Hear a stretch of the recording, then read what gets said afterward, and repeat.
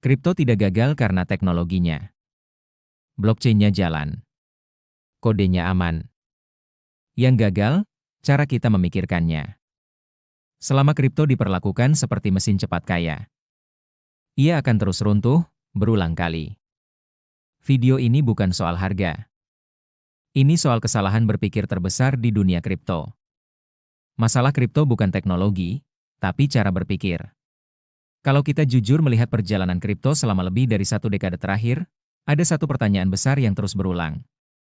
Kenapa teknologi yang katanya revolusioner ini selalu berujung pada kekecewaan massal? Setiap siklus, kita melihat pola yang sama. Euforia datang. Harga naik. Influencer bermunculan. Lalu kejatuhan terjadi. Harga runtuh. Kepercayaan hilang. Dan kripto kembali dicap sebagai penipuan, gelembung, atau sekadar kasino digital. Padahal, kalau kita berhenti sejenak dan berpikir lebih dalam, teknologinya hampir tidak pernah gagal. Blockchain tetap berjalan.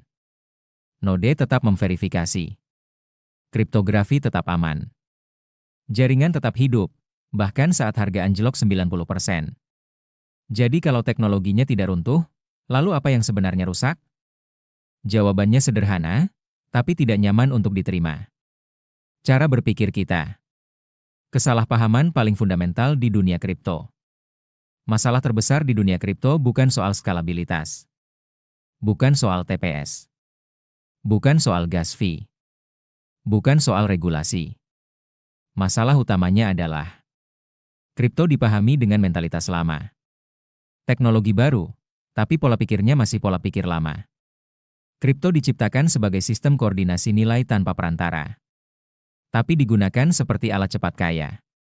Blockchain dirancang untuk membangun kepercayaan tanpa institusi, tapi diperlakukan seperti tiket lotre digital. Ini bukan masalah teknis. Ini masalah filosofis.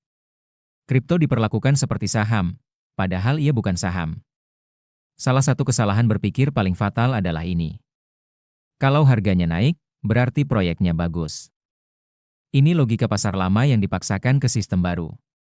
Dalam dunia saham, harga memang mencerminkan sebagian kinerja perusahaan, karena ada laporan keuangan, dividen, aset fisik, dan arus kas. Tapi kripto bukan perusahaan.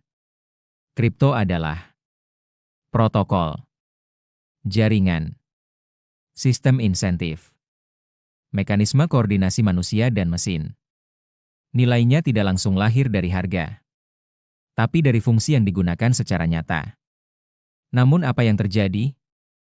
Sebagian besar orang membeli tanpa memahami sistem, memegang tanpa berkontribusi, berharap harga naik tanpa menciptakan nilai. Dan ketika harga tidak bergerak sesuai harapan, yang disalahkan adalah teknologinya. Padahal masalahnya bukan di sana. Kita terlalu terobsesi dengan cepat, padahal sistem butuh waktu. Dunia kripto hidup di bawah satu mantra berbahaya. Early, cepat, dan cuan. Padahal sistem ekonomi, apalagi ekonomi baru, tidak pernah tumbuh dengan cepat secara sehat. Internet butuh puluhan tahun untuk membangun infrastruktur, menciptakan standar, membentuk perilaku pengguna, melahirkan model bisnis stabil. Tapi kripto diharapkan naik dalam hitungan bulan, matang dalam satu siklus bull market, langsung menggantikan sistem lama. Ekspektasi ini tidak realistis. Dan ketika ekspektasi yang salah bertemu realitas yang keras, lahirlah frustrasi. Kripto bukan soal siapa paling cepat, tapi siapa paling konsisten. Cara berpikir lama selalu bertanya, kapan harga naik? Cara berpikir baru seharusnya bertanya, apakah sistem ini digunakan? Apakah ada aktivitas ekonomi nyata? Apakah ada orang yang membangun, bukan sekadar memperdagangkan? Ekosistem yang sehat tidak dibangun oleh trader. Ia dibangun oleh developer, merchant, pengguna real, pembuat layanan, pembangun infrastruktur. Trader hanya datang belakangan.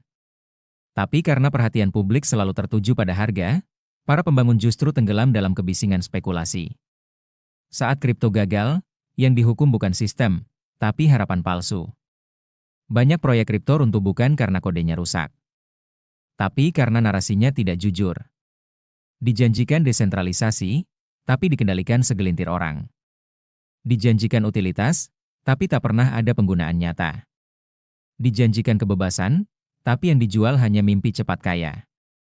Ketika ilusi ini runtuh, kepercayaan publik ikut runtuh. Dan sekali lagi, teknologi yang disalahkan. Padahal yang gagal adalah cara kita memaknai teknologi tersebut. Kripto meminta cara berpikir yang berbeda. Kripto tidak cocok untuk mental instan, pola pikir spekulatif murni, obsesi jangka pendek, logika, beli sekarang, jual besok. Kripto menuntut kesabaran, pemahaman sistem, partisipasi aktif, kesadaran bahwa nilai dibangun, bukan ditebak. Inilah yang jarang dibicarakan. Karena cara berpikir seperti ini tidak viral, tidak sensasional, tidak menjanjikan cuan cepat.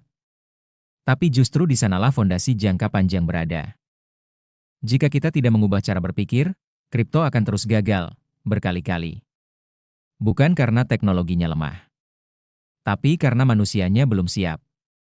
Kita terus mengulang siklus yang sama.